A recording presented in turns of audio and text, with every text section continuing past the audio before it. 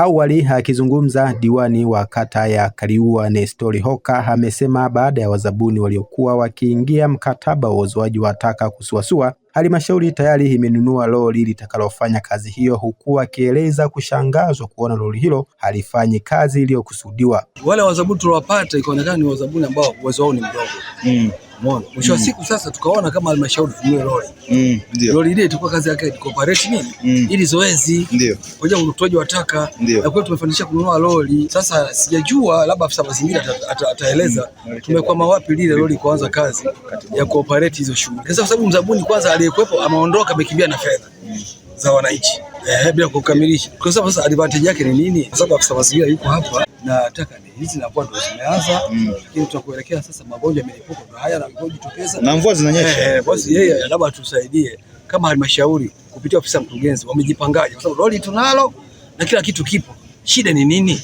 Aidha, akizungumza alipotembelea eneo la soko kuu la wilaya, mbunge wa jimbo la Kaliua Enock Tama ameeleza kutokuridhishwa na hali ya usafi iliyopo kwenye mji wa Kaliua, ambapo ameiomba halmashauri kupitia idara ya mazingira kuona namna ya kuboresha uzoaji wa taka, akigusia mrundikano wa taka zilizopo karibu na soko kuu wilayani hapa. Na hapa kibano cha mbunge kikamwangukia kaimu afisa mazingira wilaya ya Kaliua Mariam Maganila. Hali kama hii hapa ndio makao makuu ya nini? Swala la lori lilipo, na kabla sijaondoka nilishughulikia swala la mafuta. Kwa baadaye mafuta yakawa yameshatoka, wakaanza kuzoa kwenye hizi sehemu ambazo watu walikuwa wanamwaga. Kwa mfano hapa walizoa kama mara mbili. Pia kuna baadhi ya maeneo kumtani ambapo watu waliweka mashimo ambayo sio rasmi, wakaanza kuzoa. Kwa sasa hivi tutakuwa tunakisubiria fedha itoke tuje tuzoe tena, afu tuanze sasa utaratibu wa lori kuingia mtaani. Wewe umeondoka lini?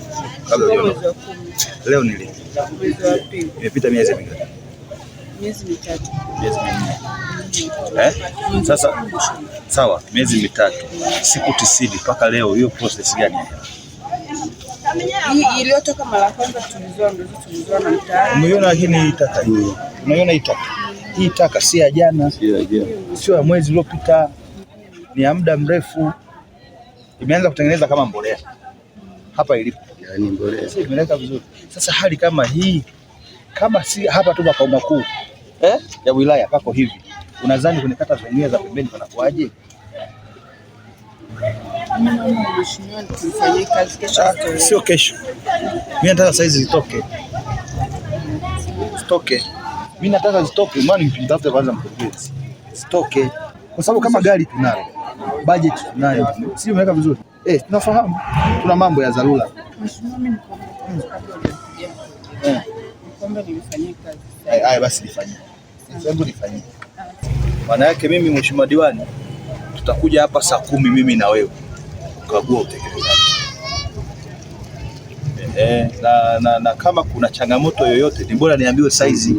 Umeona vizuri kwa sababu nafahamu halmashauri tumenunua gari kwa ajili ya kutoa taka. Ndio kazi yake. Bado tunataka. Na gari limebaki. Alafu na ile ofisi iwe active sasa. Station mtu hapa permanent. Si imeleka. Lakini sasa na wewe wa kijiji hautimizi wajibu. Na kama unatimiza wajibu basi sio mkali, kuwa mkali. Sawa. Ile siku tunaosema kila mwezi ya usafi tunaifanya, na kama tunafanya nani anayepita kukagua? Si mengine tulikuwa tushapunguza. Si sawa Nimekuelewa. Tuyapunguze. Tunafanya kazi vizuri, mtendaji. Changamka. Kasi inaongezeka. Unaelewa vizuri? Kasi inaongezeka. Saa 10 itakuwepo hapo. Sawa.